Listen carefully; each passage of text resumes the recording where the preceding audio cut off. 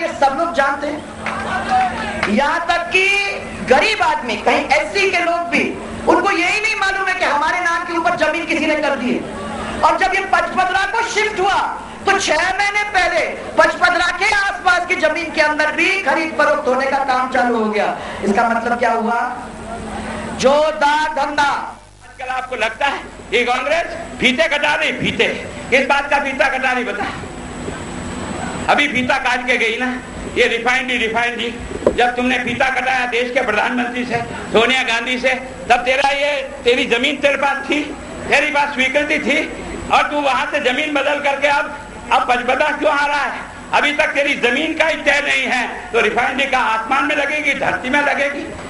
दिल्ली और राजस्थान की सरकार नहीं बदलोगा, आज रोटी तो बल्कि है पर वो तो ही बढ़ जाए हमें, अगर नहीं बदली तो बहुत जरूरी है। राजस्थान की सरकार तैयार करो, इन्हें पलटो, पलट और सुशासन लो, राज लाओ।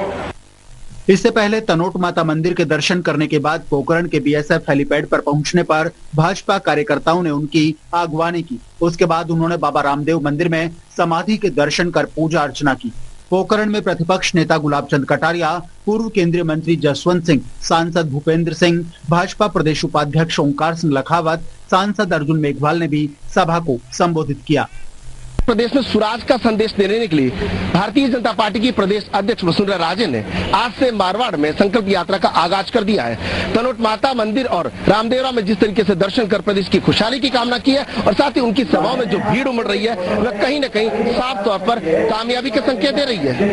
संवाददाता मनीष व्यास और चंद्रशेखर दवे के अलावा कैमरामैन शिव सिंह के साथ राजीव गौड़, ईटीवी न्यूज, जैसलमेर।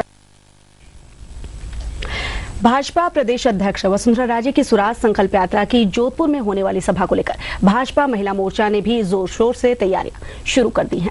मोर्चा प्रदेश अध्यक्ष सुमन शर्मा ने आज जोधपुर सर्किट हाउस में पत्रकारों से बातचीत में कांग्रेस पर जमकर निशाना साधा।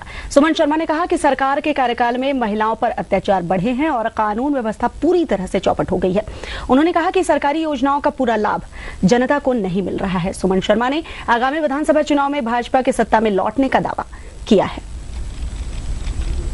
एक गेम किया है इस सरकार ने। मुफ्त दवा योजना खराब नहीं है। पहली बात तो ये है कि भारतीय जनता पार्टी हर अच्छी योजना का समर्थन और स्वागत करती है। मुफ्त दवा योजना हमारे एमपी में भी चल रही है। ये खादी योजना की बात करें ना, पेट भर अनाज देने की बात, योजना की बुराई नहीं कर रही हूँ। मुफ्त दवा में जिस तरह से मुफ्त दवा बांटने की कोशिश की गई है उसकी बुराई कर रही हूँ। कंपनियां की दवाइयों की ये सब ब्लैक लिस्टेड थी, इसी सरकार ने उनको ब्लैक लिस्टेड किया और यही सरकार उनसे दवा ले रही है। तो ये क्या खेल है? मैंने सरकार द्वारा इस तरह का खेल करके मासूम लोगों के साथ खिलवाड़ करना और अपनी पीठ थपथपाना कि हम मुफ्त दवा दे रहे हैं। सांसद डॉक्टर किरोड़ी मीणा आज दौसा में कर्मचारियों के धरना स्थल पर पहुंचे और उनकी मांगों को सही बताते हुए उन्हें समर्थन देने का ऐलान किया। किरोड़ी मीणा ने कहा कि सरकार को कर्मचारियों की जायज मांगों को मानना चाहिए। इस दौरान किरोड़ी मीणा दौसा एसपी एसएन खींची से भी उन्होंने मुलाकात की। वहीं पिछले दिनों महुआ में भाजपा प्रदेश अध्यक्ष वसुंधरा राजे के द्वारा लगाए गए आरोपों पर प्रतिक्रिया में किरोड़ी मीणा ने कहा कि उन्हें हेलीकॉप्टर कार्यकर्ता उपलब्ध करवा रहे हैं और एक एक पाई का हिसाब उनके पास है, लेकिन वसुंधरा राजे के पास 32,000 करोड़ रुपए कहां से आए, वो इसका जवाब दे।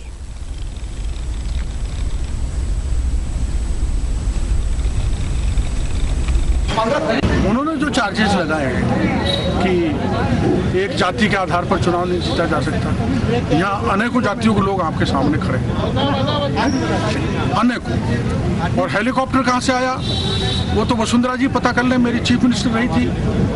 हैं? आपके पास 32,000 करोड़ कहाँ से आए? जो पहले ये बोलो ना। दूसरे के महलों पर पत्थर फेंकने से पहले अपने कांच के शीशे वाले महल को भी देख लेना चाहिए, महल की महारानी वसुंधरा को।